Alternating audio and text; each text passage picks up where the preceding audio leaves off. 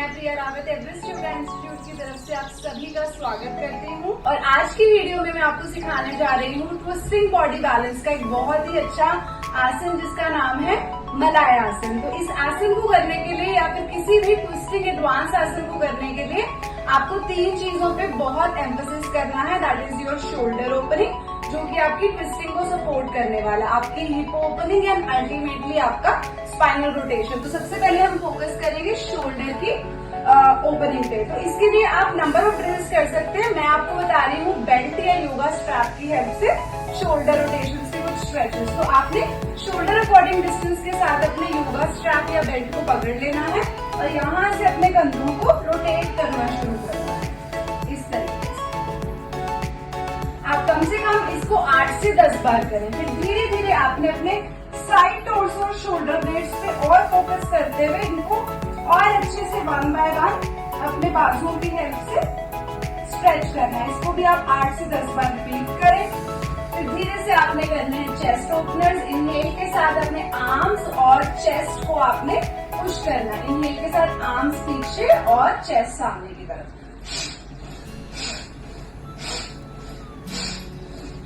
Again इस drill को भी आप 8 से 10 बार रिपीट करें और फिर आपने धीरे धीरे फोकस करना है हल्का सा हिप की ओपनिंग पे, क्योंकि अगर आपकी अच्छी इनर थाई ओपनिंग, हैमस्ट्रिंग्स की स्ट्रेचिंग, ग्लूट्स और स्क्वास मसल, इन सब की मोबिलिटी अच्छी रहेगी तो आप ट्विस्टिंग पॉस्चर्स को अच्छे से कर पाएंगे। तो यहाँ पे मैं आपको करके दिखा रही हूँ फ्रंट लंजेस।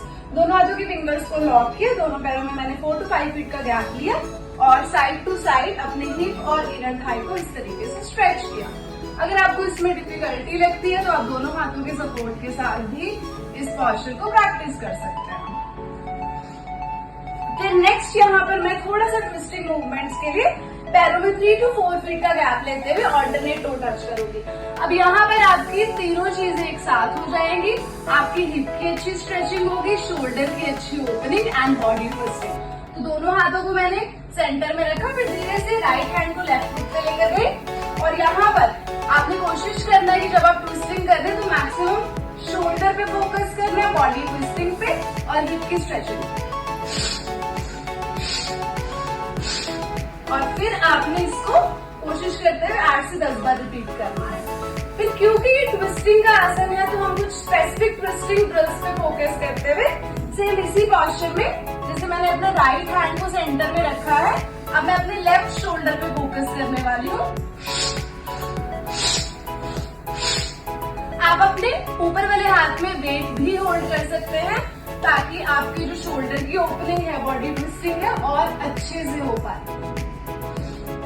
और फिर यहाँ पर योगा बेल्ट की हेल्प से हमें करना है शोल्डर रोटेशन। आप चाहें तो बेल्ट को प्रॉपरली बांध ले। मैंने यहाँ पर योगा स्ट्रैप लिया है और अपने पैर के नीचे इस तरीके से प्रेस रखा है। अब जब आप ट्विस्टिंग कर रहे हैं तो मैक्सिमम शोल्डर पे फोकस करना है, बॉडी ट्विस्टिंग पे और हिप की स्ट्रेचिंग। और फिर आपने इसको कोशिश करते हुए 8 से 10 बार रिपीट करना है। फिर क्योंकि ये ट्विस्टिंग का आसन है तो हम कुछ स्पेसिफिक ट्विस्टिंग ड्रिल्स पे फोकस करते हुए सेम इसी पॉस्चर में, जैसे मैंने अपने राइट हैंड को सेंटर में रखा है, अब मैं अपने लेफ्ट शोल्डर पे फोकस करने वाली हूँ। आप अपने ऊपर वाले हाथ में वेट भी होल्ड कर सकते हैं ताकि आपकी जो शोल्डर की ओपनिंग है, बॉडी ट्विस्टिंग है और अच्छे से हो पाए। और फिर यहाँ पर योगा बेल्ट की हेल्प से हमें करना है शोल्डर रोटेशन। आप चाहें तो बेल्ट को प्रॉपरली बांध ले। मैंने यहाँ पर योगा स्ट्रैप लिया है और अपने पैर के नीचे इस तरीके से प्रेस रखा है।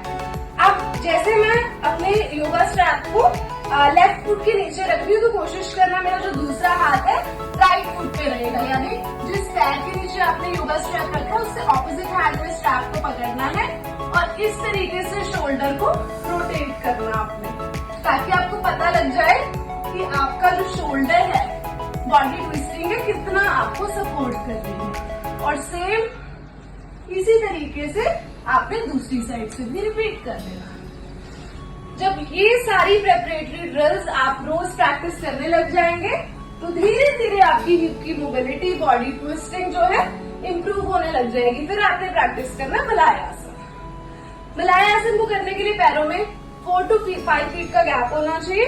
धीरे से मैंने अपने लेफ्ट फुट को लेकर गई राइट एंकल पे, अपने राइट टो को मैंने साइडवेज डायगोनल ओपन किया है, राइट नी को बेंड किया। धीरे से इनहेल करते हुए मैंने अपने लेफ्ट आर्म को इस तरीके से ओपन किया। अब शोल्डर को रोटेट करते हुए सबसे पहले मेरा टारगेट रहेगा कि मेरा हाथ इनर थाई पे टच हो। फिर धीरे धीरे आप चाहे तो ऑपोजिट नी को इनिशियली बेंड करें और ट्विस्टिंग करते हुए अपने हाथ को मैक्सिमम शिम तक लेकर